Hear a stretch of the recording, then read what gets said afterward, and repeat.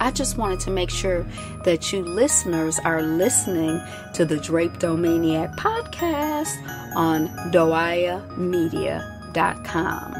You are, right?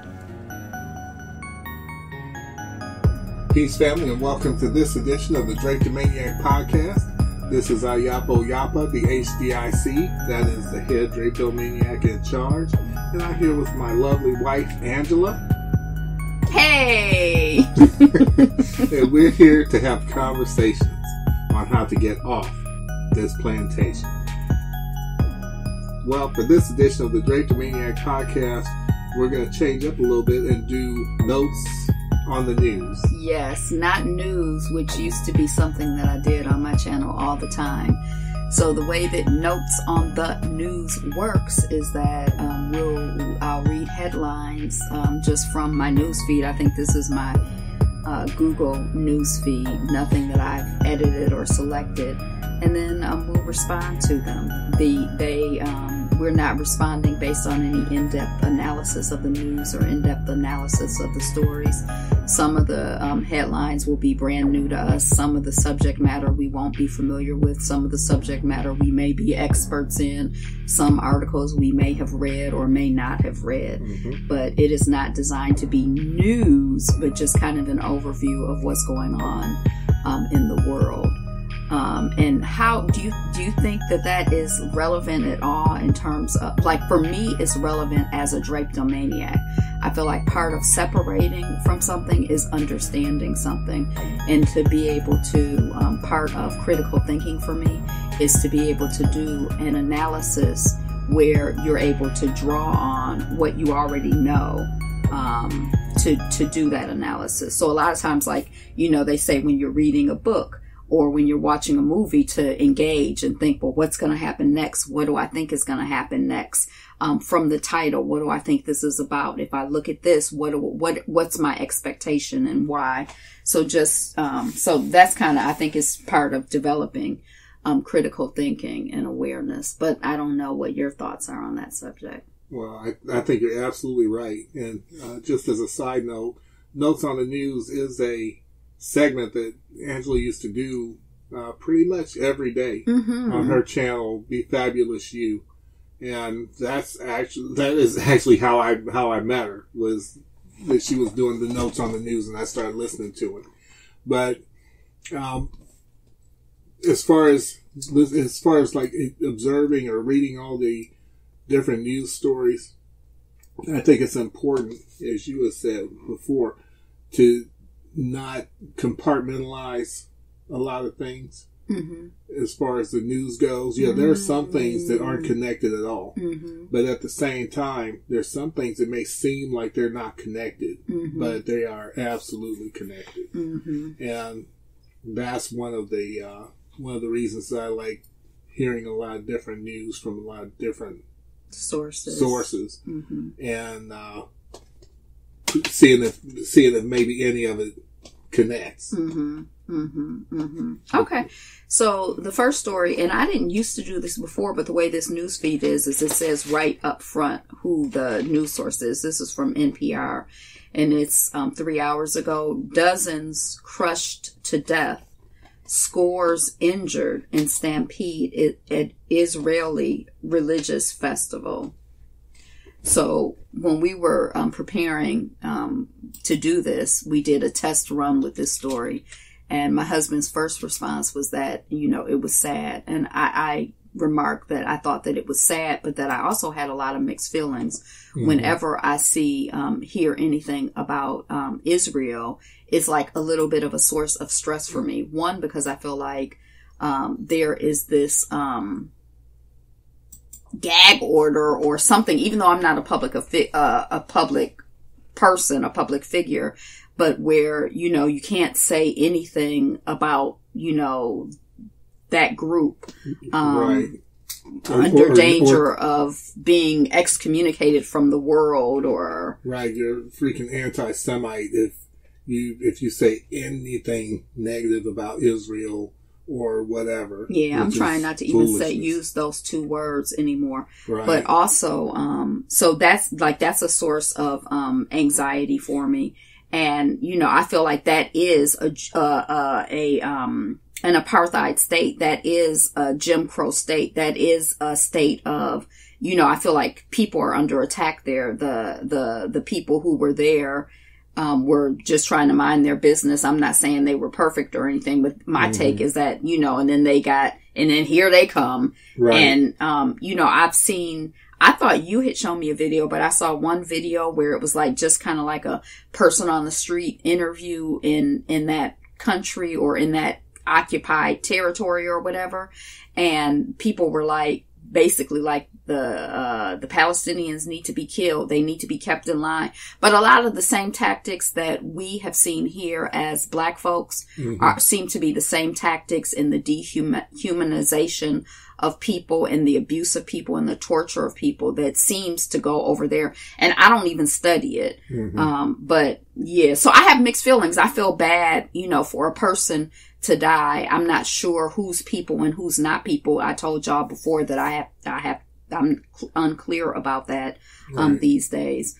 But, you know, and then, you know, I figure someone who's at a religious festival, theoretically, you know, I'm all in favor of spiritual elevation and edification and, you know, doing better and being better. But, you know, then on the other hand, I kind of feel like, well, if you kill a murderer, then, you know, or a murder in the making, then that can relieve some of the torture and murder that people might have experienced. So anyway. Well, as for me, you know how I am. I feel compassion for individuals. But when it comes to entire groups or entire demographics, one of my rules of thumb is that if the United States is for it, then it's a bunch of mess and confusion and evil and jacked up and imperialist and effed up. I'll never forget when Trump did his State of the Union and he mentioned, you know, and we know how State of the Union goes. If it's a Republican, then usually the Republicans are applauding and everybody's sitting down. And if it's a Democrat, then the Democrats are applauding and all the Republicans are sitting down.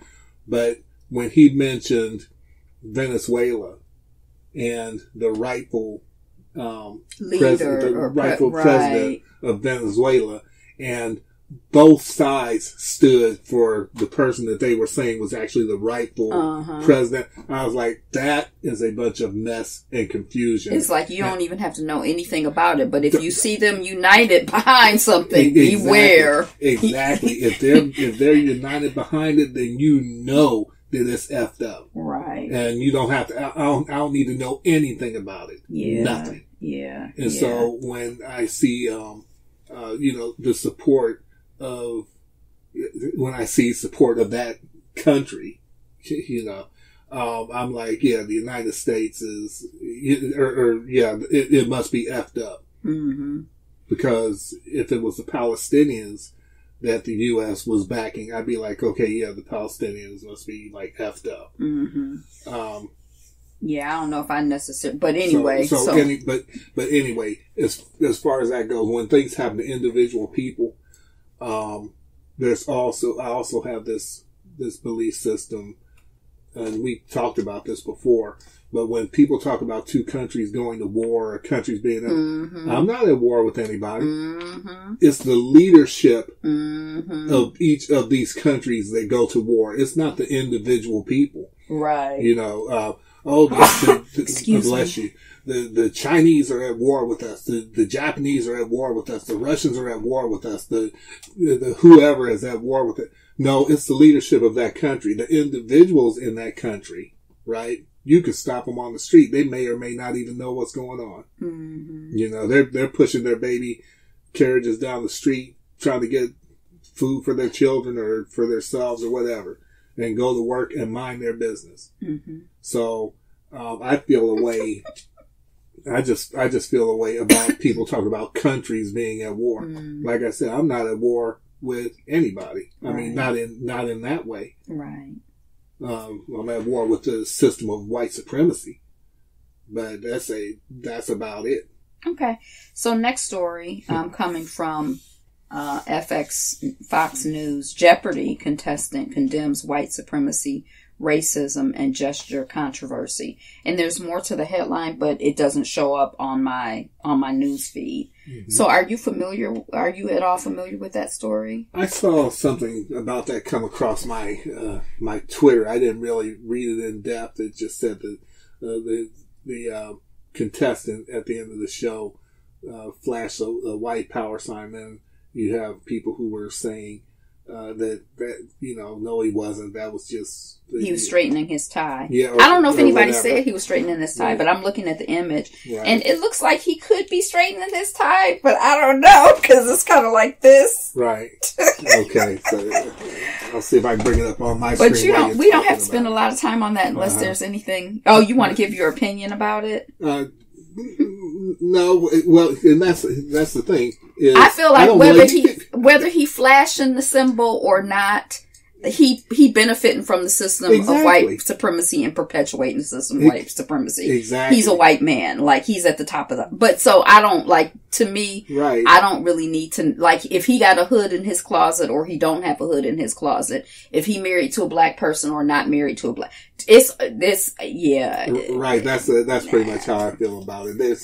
There's not a whole lot of need to go into it because he's a white man in America. Mm-hmm. So therefore, he's benefiting from this system of white supremacy that was built to support him. Mm-hmm. He's the greatest beneficiary. Well, whatever. Okay. Right. So this is coming off of Yahoo Entertainment. Marilyn Manson sued for sexual assault, sex trafficking by Game of Thrones actress Esme, and then I don't know their name.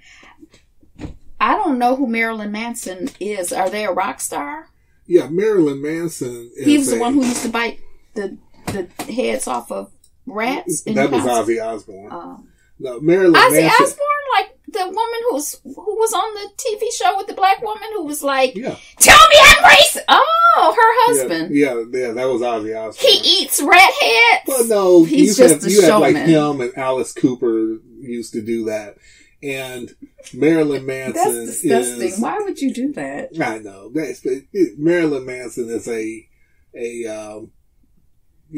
Ozzy Osbourne, Alice Cooper-esque performer. Oh, the reason I thought it was that guy is because of the way the image looks. He looks very, I don't know. He's from Ohio. Oh. Yeah, I actually went to the same school as my daughter.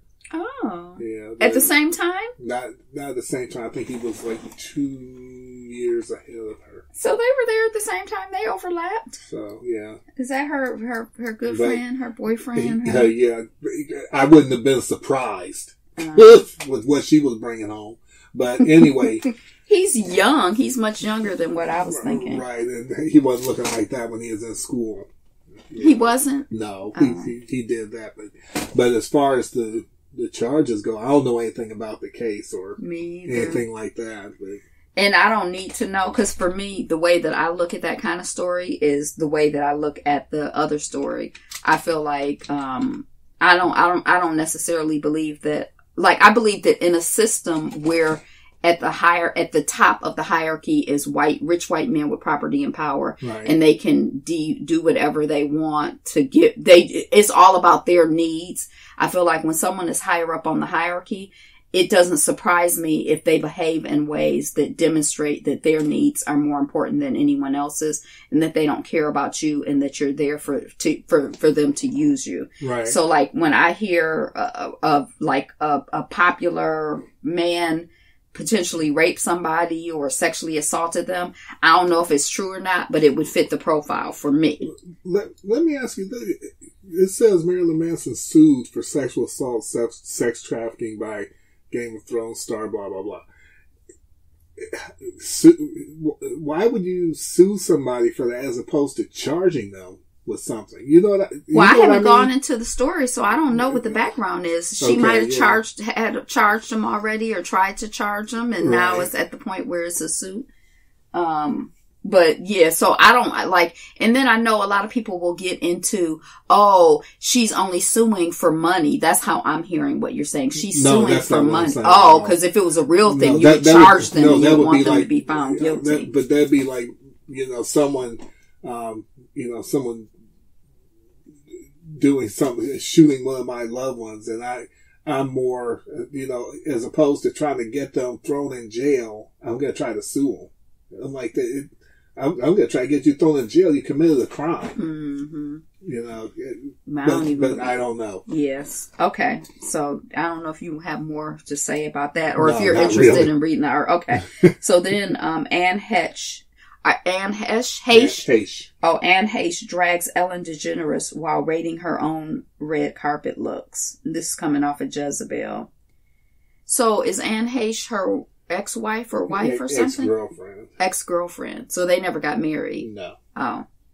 All right. So I don't really have much to say about that. Yeah, I definitely don't. The only thing that I want to say is that I really have this thing where I get annoyed by mainstream press using stuff like drags, or I don't know, like right. It's like when black vernacular or some stuff makes it into the mainstream, it right. really gets on my nerves. Right. I was reading a Twitter thread that was talking about woke the other day. Mm-hmm. And, I guess now white conservative Republicans or Republicans or whatever are mm-hmm. using, I don't know, that gets on my nerves. They steal everything from us. We're the trendsetters mm-hmm. and peoples tend to emulate us or try to emulate us. Right, and that's the try. How do you know what dances black people were doing 2 years ago? Because that's what white people are doing now. Yeah, look at what white people are doing now. Right. So it's... I guess it's kind of like, it's the it is annoying. In the bad way, like when it's right. like you say they imitate or try to imitate, and it just... But anyway, next story. And I want to say this too is when they're doing that, it all just falls under the heading to me of they want what we have, they just don't want us, mm-hmm. which is fine by me, mm-hmm. but leave me alone and mine. Mm-hmm. Okay, so anyway, yeah, it's like a form. It's verbal blackface. So it's right. like you're trying to sound cool, hip, black, or whatever you think it's just like blackface, how it's like they don't look like us, but it's their version of us, or they'll put like pillows in their butt, or, and it's like, I'm woke, and hey, my sister, or to make it worse, it's like when I was telling you about that time I heard Quentin Tarantino talking, I'm like, dude, that's how you think, that's how we sound to you, or that's what you think we sound like? That was the most racist freaking crap on the face of the planet. And you have black people, like, co-signing that crap. Like, black entertainers co-signing that, like Quentin Tarantino needs to be invited to the barbecue and all this stuff. I'm like, dude, you can't even recognize when you're being insulted. Mm-hmm. But mocked. There is an interesting, and I'm not a fan of his work at all. I like some of his work. But yeah, go ahead. Well, when there was this one movie he had where they used, like, I read an article and they used like the word Nigger or Niggah, right? 29 million times. And the article was talking about how it was gratuitous. And it kind of like, I got like annoyed. And then when I thought back on all of the movies that I'd seen of his, it was like, I never, people are like, ooh, you gotta see this. Ooh, it's so good. Ooh, But me personally, it was like, I couldn't think of anything of his that I had like enjoyed or wanted to watch again. So that's when I realized I don't even like his ASS. So, he can take that. I can't lie. I enjoyed, I like several of his movies. Yeah. But I just separate him from the movies. But yeah, that, when he is doing that talking, I was like, dude, really? But what I was going to say is that there's this interesting thing, I think, especially for black people with our double consciousness, and like we see ourselves through the media. So it's sort of like when we see rappers, we think it's like it's projected out into the world that this is who black people are, this is how black people act. And not all of us, but I think there's like a piece of that information that loops back to us and influences how we behave, influences how we think we're supposed to behave. Especially like I feel like when you're outside of, like if you don't live in New York, and the way that you like find out what's hot and happening in New York or in LA is through rappers, then, you know, you can start to think that that is an authentic expression of who we are. Although a lot of these companies are like, you know, black it up, gangster it up, you know, like they're, so it's like, so it's just a weird loop. But anyway, okay. Ready for the next story? Right. No. Okay. Where I was raised, in Ohio, I don't even try to. There's ways that I don't even try to speak. You know what I mean? And because I sound ridiculous, and it's not I'm like a black person. It's not that I'm not talking black. Because I'm a black person. Because I'm a black person, but there's certain ways that I have tried to speak before and sound completely ridiculous. Right. Like I'm from Detroit. I do say what up though. But that's just cause I'm from Detroit. But I mean, I went to Cass. I mean, I'm like, my mother is a lawyer. Like my father is a business owner. Like like it would be, I would be faking the funk. I'd be faking the funk if I tried to like represent myself as somebody other than who I am. Right. So I don't know. And my parents are from down south. I grew up straight up listening to country and R&B. Mom would play Charlie Pride as quick as she played the Temptations. I never even heard of Charlie Pride. Charlie Pride is a black country singer. A black country singer. Yeah, she played Charlie Pride, Charlie Rich. We watch Hee Haw every weekend like it, and watch freaking Grand Ole Opry on PBS every weekend. I was looking at Ernest Tubbs. Country song I like. I was looking at Ernest Tubbs, Grandpa Jones. To have it all, hang out. I'm trying to think of this country song. One of my friends used to play it all the time. What is it, like a newer country song? Because that ain't. One thing about country. Being a woman is you talking about that Shania Twain? Yes, I think so. I'm talking about freaking Conway freaking Twitty, freaking well, Bonnie Raitt, she kind of moved into pop, but like I said, Ernest Tubbs, Hank Williams Sr., Grandpa Jones, Minnie Pearl, all that. I was listening to that stuff, and then as time went by, I started listening to more rock, like Yes, and you know, and then moved into Rat, and then I was still listening to R&B at the same time. It was it actually created like a really eclectic type of a listening experience for me, and I started I just like anything as long as it sounds good. I don't like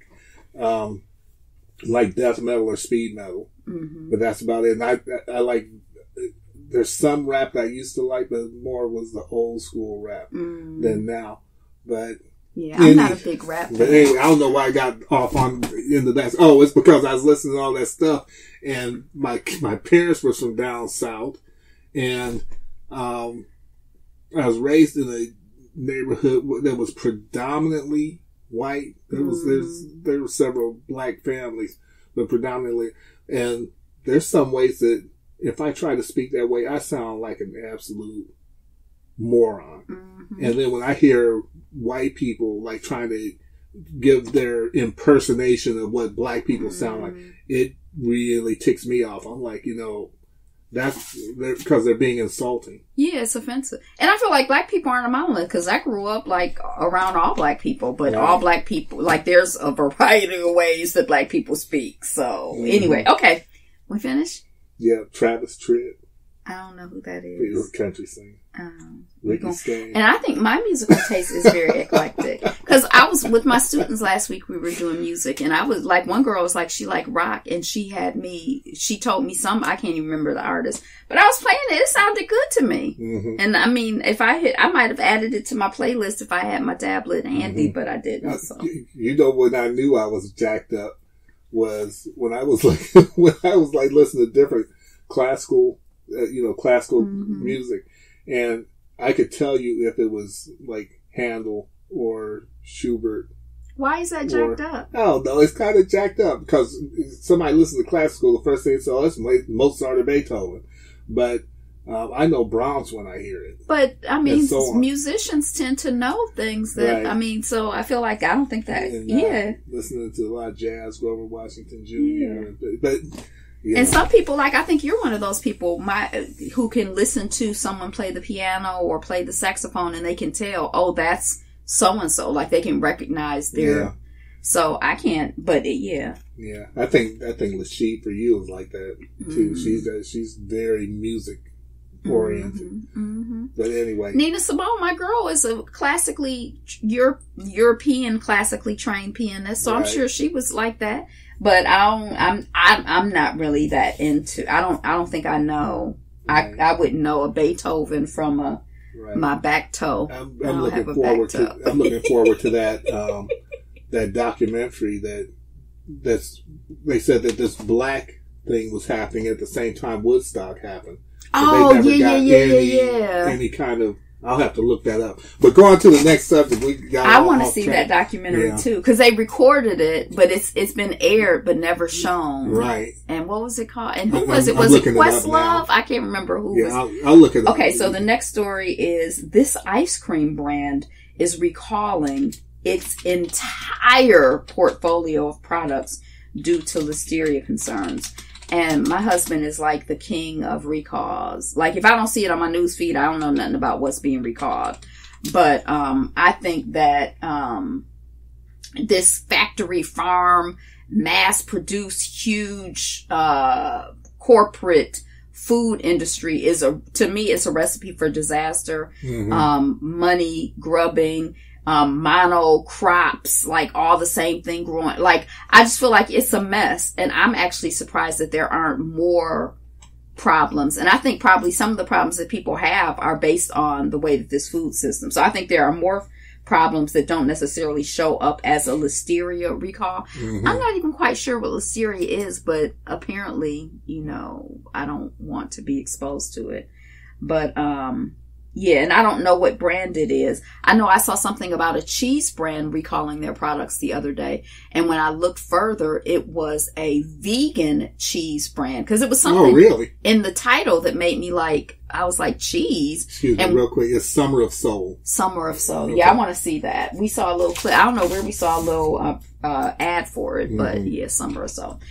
But when I looked, because it was something in the title that made me think, are these vegan cheeses, or do they have vegan cheese and dairy cheese? I don't really understand. And sure enough, it was all vegan cheese. I went to their website. I can't remember the name of the company, but it reminded me when Chipotle was getting really, really popular, and they were like, oh, it's taking out these fast food brands. And then they started having all of these issues with, it seemed like sanitation related issues. And I felt like they were being set up. Mm-hmm. I felt like and that's Velvet ice cream. Oh, I don't know nothing about it. Recalls more than 90 brands. Yeah. So, but I remember thinking that Chipotle was being set up by McDonald's, Burger King, that they had sent in. It was like corporate espionage. That's what I was thinking. Mm-hmm. Because it was like it was just like Chipotle was taken all over the world. At that time, I lived down south, and we didn't have a Chipotle. We had a Qdoba, and I fell in love with Qdoba, and I was so excited to try Chipotle. And when I got to Michigan and I went in Chipotle, as soon as I walked in, I was like, ew, it does not seem clean. I didn't get a good feeling. It didn't seem clean. It didn't seem organized. I didn't like the menu. I didn't like the vibe. I didn't end up getting anything. I think my mom got like a cheese quesadilla or something. Mm. But it was like, I was just like, ugh. This is nothing like my Qdoba. Because at Qdoba, they had brown rice, they had white rice, they had brown bread for the quesadillas, they had white bread. They had these mixed vegetables with onions and peppers. And I think, no vegetables that I didn't like because I'm picky. It was just like perfect for me. I love that Chipotle. But anyway, those are my thoughts. Well, I'm always looking for recalls because you get recalls on stuff where you least expect it, and it's just like when we got that frozen fruit, and there's a recall on it after I had made you a smoothie out of it, and it's just now that bag was you had only made one smoothie, right? Now 90 because I used to eat a smoothie every day, right? And used to make it, but the food recalls. 90% of them tend to be based on meat. Then some of it is going to be dairy, and then some of it's going to be like lettuce or romaine lettuce or whatever. But the lion's share of it is always something that has to do with meat. The lion's share of it is lion and their relatives. Yeah.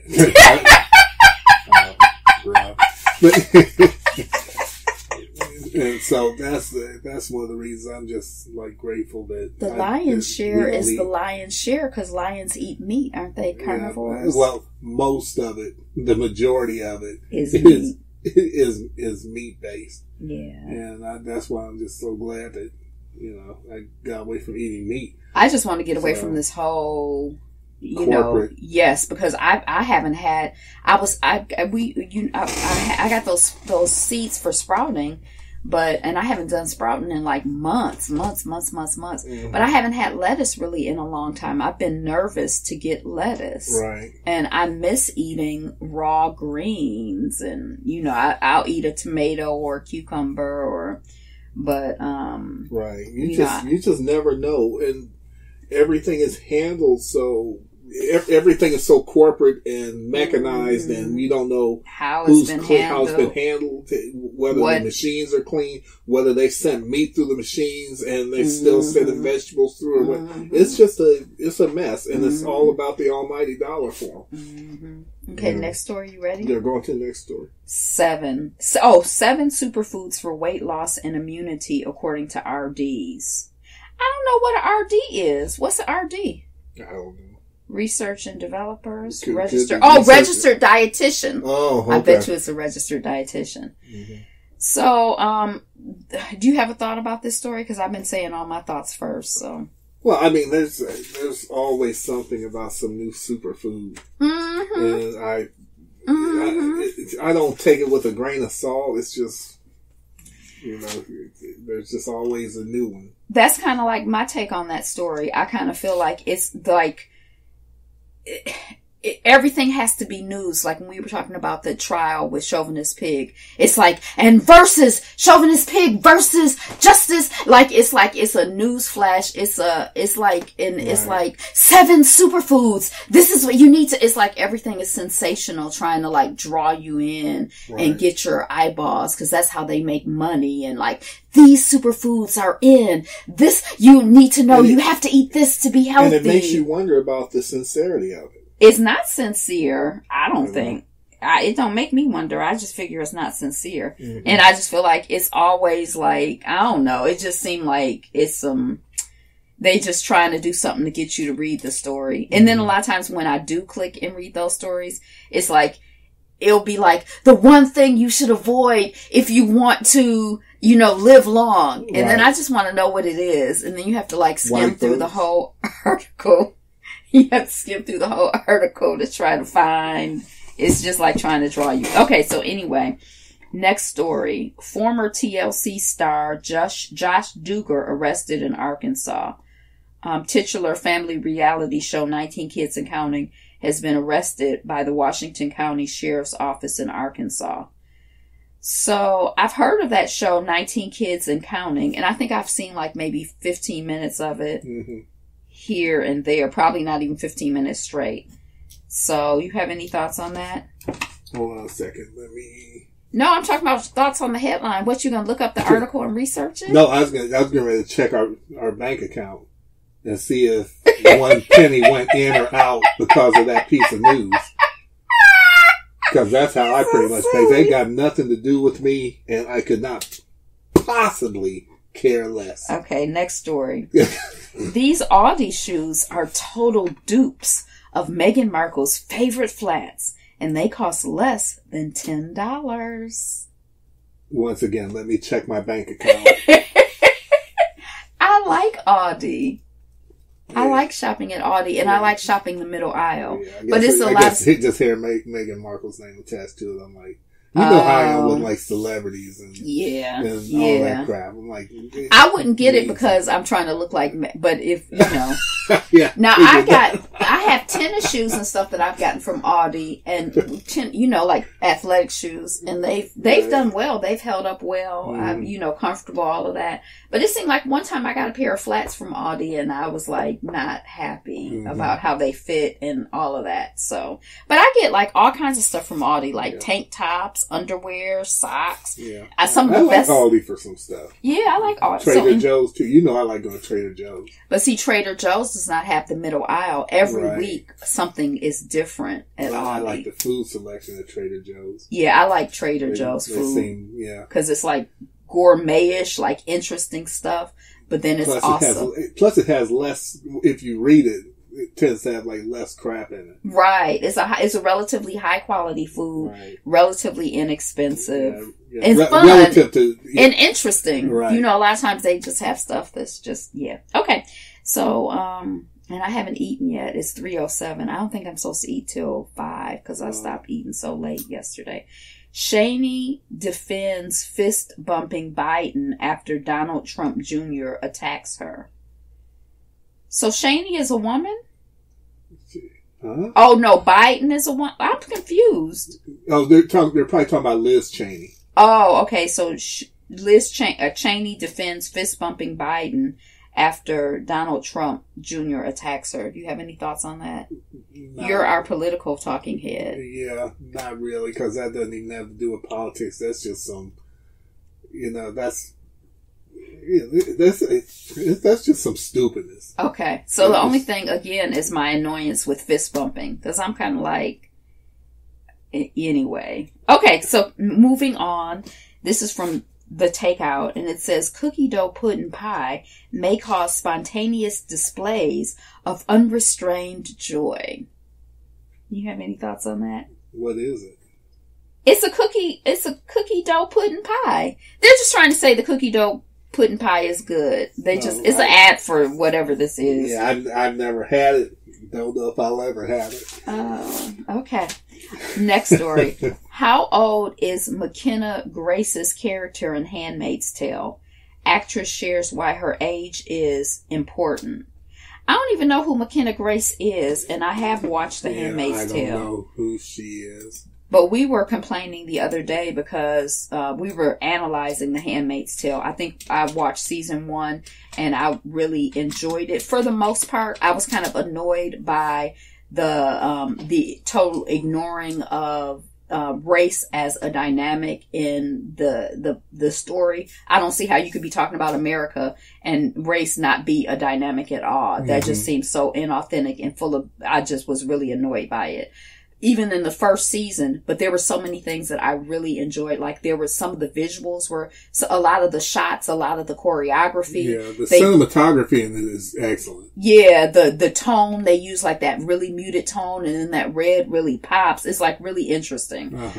So, and then even the first season I enjoyed because I had read the book and I think that the book really focuses on this one handmaid. And so starting to expand the lens so you could see more of the society and the culture and get some question. I enjoyed that. And then by the second season, I was more annoyed by the lack of addressing of race and, when the black people were there, how they were handled, it was getting on my nerves. Right. And then we stopped watching, I think somewhere around the 3rd season. And then I was like, well, since I saw that the 4th season was coming out, I was like, well, I want to go on and finish so I can watch the 4th season. And we've watched like 1 or 2 episodes and then we had a heart-to-heart the other day. And we were both just like, we hate it. It's making us sick. We want to throw up. we can't go further. Right. That's my take on it. Yeah, it wasn't that severe for me, but it's just like, my heart is broken. I'm devastated. That one K-drama we were watching, and we watched the second season. I pretty much, pushed my way through that. But I don't think I'm. But this one, I don't know if I can push my way through Handmaid's Tale. And we also started watching Them. We've watched 3 episodes. Yeah, and that looks like that's going to just keep going into this depressing spiral. I've read reviews, and it looks like the reviews make it look worse than what you can see so far. Right, and it's I'll just stick with Invincible one. Okay. Oh, so I thought we were watching Them. I didn't realize. No, we can keep watching Them because at least it has black people in it. Yeah. But yeah, Invincible, Handmaid's Tale has black people in it. Yeah, it has props. Well, yeah. It's like the one gay woman character, and then the biracial man that married the white woman. Right. Was he biracial? But anyway, the blackish man. He's supposed to be black. Oh. And he's just like totally useless. It's yeah. There is this woman she has this thing called Smart Brown Girls on YouTube. But I don't think that's what her channel is called. Julesy is her channel is called Julesy. Mm-hmm. She did this analysis of Handmaid's Tale maybe about 2 years ago, and talking about it from the perspective of race, religion, and I just thought it was just so insightful. I really appreciated it. And it totally, what was a low grade annoyance for me watching The Handmaid's Tale became really a much higher grade annoyance. Right. Well, but I'm done with it, I think. That's my issue with when I listen to Richard Wolff. Who's Richard Wolff? He's not a Marxist, but he's like a hybrid between a socialist and a Marxist. But he's always downing capitalism, which I'm fine with. Mm-hmm. But he's the one I was telling you that my major problem with him is that he thinks that everything is about class. Yeah. I think that's very common for Marxist, Leninist, socialist analysis. Everything is about class. Yeah. And your race doesn't even play into it. Right. And of course, I fundamentally disagree with him on that. Yeah, I think it's very ignorant, but that's right. Yeah. It's like a lot of what he says is spot on. I guess it's like anybody. He can say a bunch of stuff that's spot on, but then when it comes to that, I'm like, dude, you are totally missing. Because I feel like the whole fabric of this country, race, color, and race is the fundamental tenet of the foundation and the weavation of this society, of America. How can you talk about America and race not be a fact? But anyway, that's how could you not see that? Right. Unless you're purposely ignoring it. Right. So anyway. So we don't have anything to say about The Handmaid's Tale other than what we said. You good? Right. All right.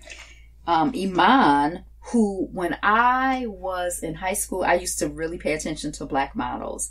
And so Iman, I would, with all the fashion magazines, I would cut every black model. I knew anybody who was walking the runway. I knew their name. And Iman, and then when I lived in New York, I was at this restaurant. It was my favorite restaurant at the time for brunch. I can't remember what it's called now, but I was there once with my first husband, and I were there, and he said, was she married to David Bowie? Anyway, she was married to some white guy. And he was like, that's so-and-so, David Bowie over there. Right. And I was like, oh. And it didn't, I guess he could tell that I was just kind of oh, okay. But these eggs are good. And then he's like, that's Iman. Iman is over there. And I looked, and she just looks so she photographs beautifully. Because in person, she wouldn't stand out in a crowd at all. When I looked, I could recognize her. But I didn't know and I have this thing where I feel like I can turn my charisma off and on. I don't know if she had her charisma off. But it was she was just this plain, average looking. Yeah. She's attractive. She's attractive, but not Iman. For me, I don't get starstruck like that anyway. No, but I'm just talking about Iman, the model. When you see her photograph, right. She's just like, oh, she's so striking, she's so stunning, she's so fabulous, or right. whatever. That's how you see her. I don't think I would think or feel that way about anybody, because I'm like, they're just folk. Yeah, but I mean, it's like some people do their job really well. When your job is right. to be photographed and to wear clothes and to be present, like to just... And to marry white folks. Huh? And to marry white folks. But I'm saying in her job, I felt like she was like really outstanding. But anyway, this is the headline. Iman says her first experience of racism was pay gap when she moved to the U.S. She's from Somalia. And she's basically like, the way I understand it, she's like, I look like any girl in Somalia. I ain't nobody special. Mm-hmm. I mean, so that's, you have any comments on that? Yeah, not really. You know how I am about celebrities. Well, her first experience of racism was the pay gap when she moved to U.S. So I guess as a model, she realized she was making less than other models. So, okay. Mm-hmm. Which fits the profile. I feel like black people make right. less. My first experience of racism was when the doctor spanked me on the butt 3 times. Instead of 1? Instead of 1. How did you know that 1 was the standard as a baby? I know, I was kidding. I know you were. Okay. London City is the first major airport to control air traffic via a digital tower. I think that's a bad idea. Accident waiting to happen. Yeah. And I don't know if they mean digital power as in artificial intelligence. I don't really but right. anyway, okay. And that's one of the problems. It's like these self-driving cars, because they're definitely, autonomous vehicles are definitely going to be a thing. Mm-hmm.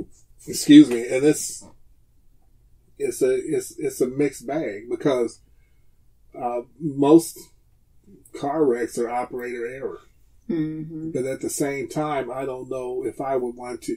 I think at the same time, it's like if you're being accused of something or whatever, and then, computers don't lie. Well, your computers may not lie, but they make mistakes. They make mistakes and they make glitches. Yeah, they have glitches. Yeah. Look at the thing we watched about facial recognition. Well, that has to do with programming. Right. That has to do with the biases of however it happens. Right. It's still, it's still, this computer is doing whatever. And, then it's like, well, shoot, you trying to tell me now I don't have to go. When you're hearing about something getting hacked almost every day, mm-hmm. I don't want to be 30,000 feet up in the air, mm-hmm. knowing that somebody just needs to hack a system. Mm-hmm. I already told you a while ago when I used to do notes on the news all the time, it seemed like there were all kinds of plane crashes.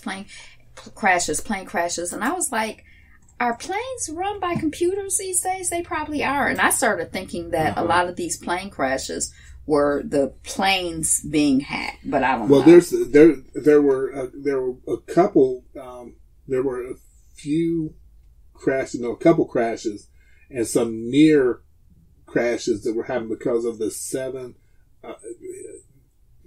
I could be getting the number wrong. I think it was the 737, but it was because of programming, and the people who created the programs for the planes were charging for the updates to make it safe. Right. And the people wasn't willing to pay for the updates. Number one, why are you not willing to pay for it? Number two, why are you charging? Right. I feel like it's the other way around. Number one, why are you charging? Number two, why aren't you paying for it? But right. And people die behind it. Yeah. 737 MAX? I don't know. I can't remember which plane it was, but that's what happens when you have like these computers in control of everything, and the near misses that they had with it, the pilots said they just managed to somehow get control back of the plane from the computer.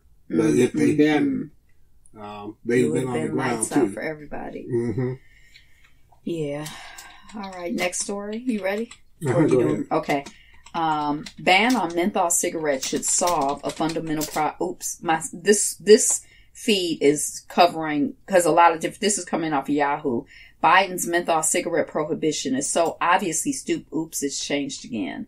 Okay. We will save hundreds. It's changed again. We share the common goal of moving adult smokers from cigarettes to potentially less harmful.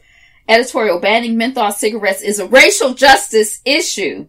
That's coming out of maybe the LA Times. Uh-huh. So there's this talk out there about banning menthol cigarettes. Mm-hmm. And my mom used to smoke menthols, and apparently I scanned one of the articles. Black people are way more likely to smoke menthols than non-black people. Right. And also menthols are more dangerous than other types of cigarettes. No. I know. I was just going to say, it's so shocking and it's so outside of the profile of what goes on in this country. Right. But anyway, do you have any thoughts about this ban? Do you think it's good, or you think it's obviously stupid and wrong? If I had it my way, nobody would smoke. But that's, mm-hmm. Free will is what it is. And people, if people want, it's not really free will. They advertise alcohol and cigarettes more in black communities. Right. They advertise, so it's like you're like, oh well, people are just choosing to smoke. It's free will. No, it's advertising. It's marketing. I didn't quite mean it like that. I'm just saying that people should be allowed to do that. I think marijuana should definitely be legal, right, and so on. Right. But anyway, that's not really what I was getting at. I was reading like different news feeds, or different feeds on Twitter, and you had black people, ADLS people saying, and I think rightly so, oh yeah, you're fighting for that, but you're not fighting for reparations. You're putting that ahead of reparations. Oh, that's what they were saying to Biden? They were saying that to Sharpton, because I guess Sharpton had something to say about it. But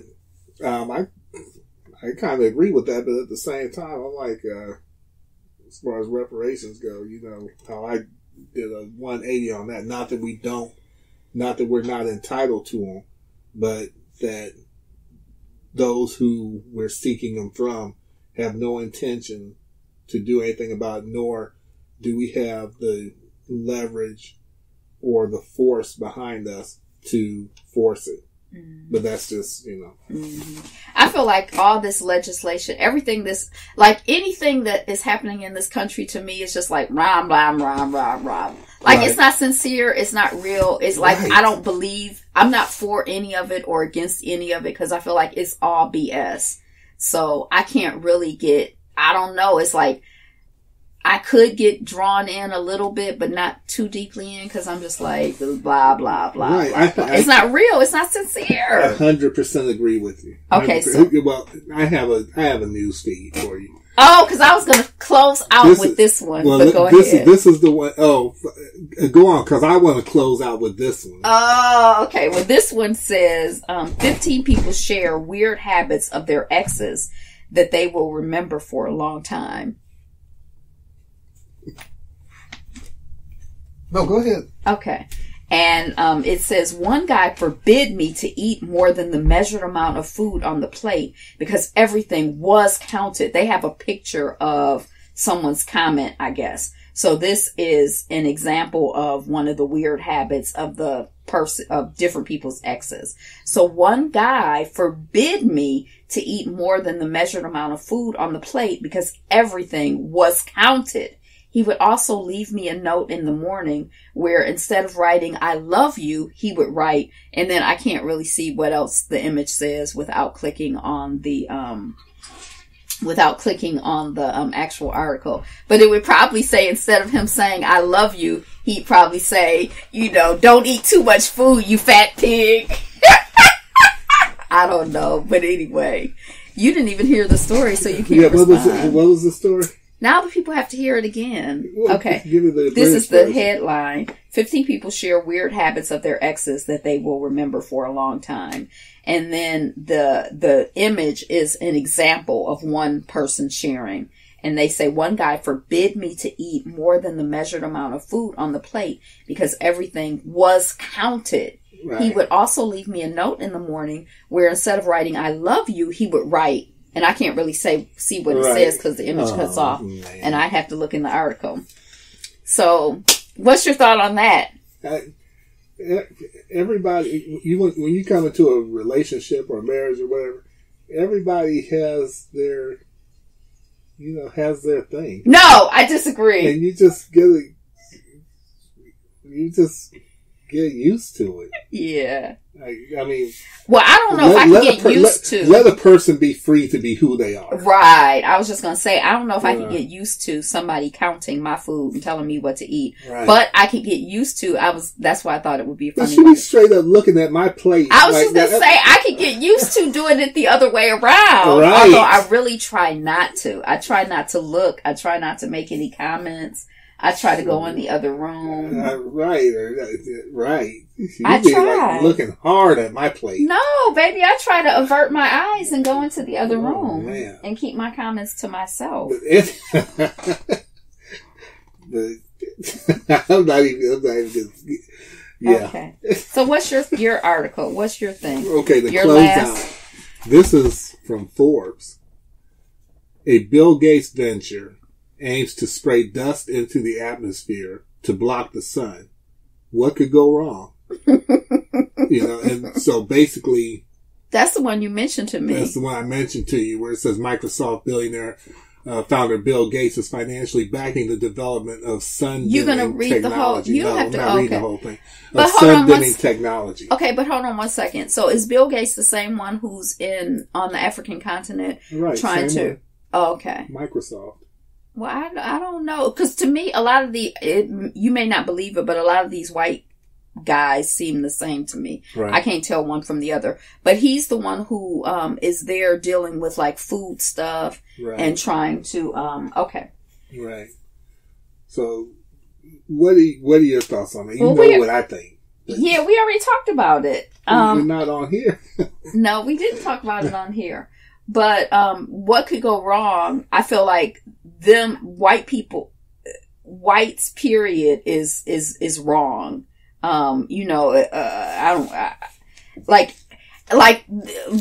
There's been this ongoing conversation for me on YouTube about if the environment that you live in is poisonous to you, then are you native to that environment? If you can't be out in the sun, then are you from this planet? And I've kind of increasingly thought that, that's kind of a good point. If just being in the environment makes you sick, like if I'm underwater and I can't breathe and I'm dying, then that's probably because I'm not supposed to be living underwater. That's not my native environment.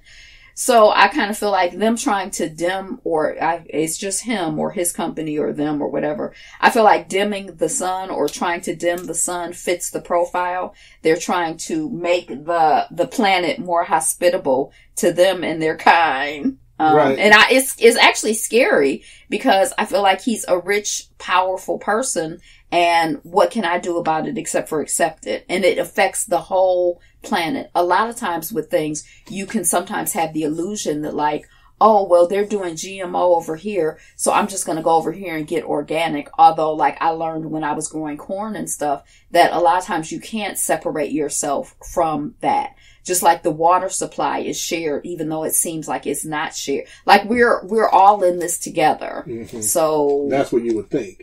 But, and see, I've been saying this for years, that if a fish couldn't live underwater, that would be like a fish not being able to live underwater. Mm-hmm. Then you don't belong there. Mm-hmm. So when you have a people who are trying to dim the sun, the excuse they're using, of course, is to combat global warming. Mm-hmm. But I think this just because you can't be out in the sun. You already, you got to put sunscreen on you. Black people don't need sunscreen. I don't care what they say. Black folk don't need sunscreen. We ain't been needing sunscreen. We haven't been getting melanoma and all these, outrageous numbers. All we do is get blacker, which is beautiful. The blacker, the berry, the sweeter juice. But when you got somebody who's working on technology to freaking block out the sun, you already have trouble living, being out in the sun. And white people, in my estimation, don't seem to care about the planet. Everybody else works in harmony with the planet. Everybody else, when they build when they're building their civilizations or when they're building communities or whatever, if the stream runs this way, then they build their community in the way that works, the way that they're in alignment with it. But it's only white people who seek to master everything, seek to control everything, to dominate. Right. If the river flows this way, they almost purposely build in the other direction and then seek to make the river bend to their will. Everything is about controlling everything. And when you are the custodian of something, when you own something, you handle it a different way than if you don't. They don't handle this planet as if they're from it. They handle it as if they're not from it. And I think that in terms of like this concept of like being on your square, not being on your square, I really believe, like, I'm a person of the sun. Like it's like I just wake up. I'm alive. I breathe. It's like the sun is like, woo, I love the sun. I love the sun. I love the sun.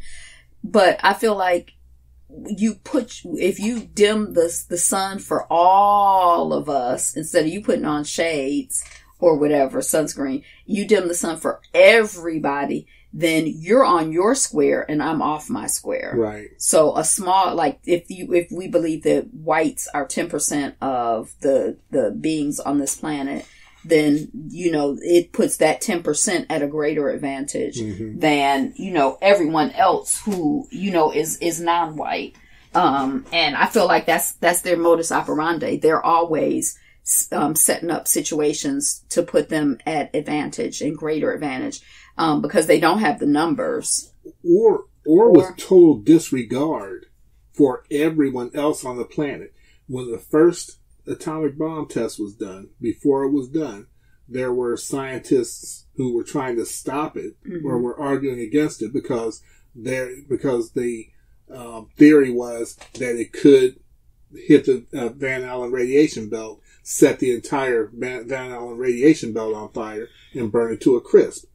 They did it anyway.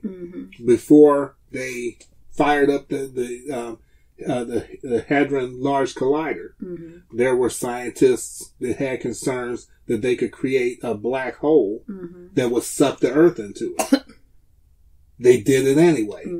And so, in other words, we're sitting here on the other side of the planet. We're sitting here doing what we're doing. There are people all over the planet minding their business, doing what they're doing. And a handful of human beings, if they're human beings, a handful of entities are making decisions that could potentially wipe out everybody and everything. And what the hell is that? So on that note, get out! Run! Hide! The best you can. Separate the best you can. You cause that to peak real bad when you do that. Oh, I'm sorry. What if somebody is listening with their headset on? You're right. I hope they know not to do that, because y'all know I'm loud all the time anyway. Right. Okay. So separate. That's it. I gotta. Right. I mean, because of course we could keep going on and on with headlines. Because there's always headlines. Because there's all. I miss doing notes on the news. I wanted to get back to doing it. I know, but I don't have. I used to do it on my tablet, and I had a whole setup, and I don't have anything here. And then I need technical assistance, and the tech team is kind of hit or miss, and it's just harder to do stuff. Right. And now you can't do it on your device unless you have over 1,000 subscribers. Oh, is that why I stopped doing it? That's probably why I stopped doing it. So, but subscribe to the channel. Right, subscribe to the channel. Get her over 1,000 subscribers so she can start going remote again. I'm not playing these YouTube games. So, I know. But I don't give a F. I miss you doing those. Yeah. So y'all got a little taste, or maybe a retaste. So I'm finished. You finished? Yep, I'm finished. We done? I guess that's it. We out? We out? We out. Audi 500. Right. We out. So, you see how ridiculous I sound saying? Anyway. You didn't sound ridiculous. We out. We out. We out. We out of here, buddy. Okay, see, somebody just clicked off the thing. So we thank you for listening to this Drake the Maniac podcast. Daddy-O. This is our Yappo Yappa and my beautiful wife, Angela. The cool cat. I am the HDIC. That is the head Drake the Maniac in charge. Wishing you peace and blessings, sanity, safety, and security through separation. And as I always mess up when I try to say that. And at the same time next week. I don't know why I have such a hard time saying that. I thought you were waiting for me to say something. Nope. I was like, wait, what? Nope. We'll see you at the same time next week. Or you'll hear us at the same time next week. Or at least my husband. Visual persons. I know. We'll see. Because you chided me for saying we'll catch you on the run. Like, we don't want to catch the people. We want to just let them run. But we're going to catch you and then catch and release. Having said that, the catch and release isn't good. But having said that, we will see you on the run. Peace out. And thank you again for listening to the Drapetomaniac podcast. Tune in next week at doiamedia.com. DOIAMEDIA.com. And again, we'll catch you on the run. Peace.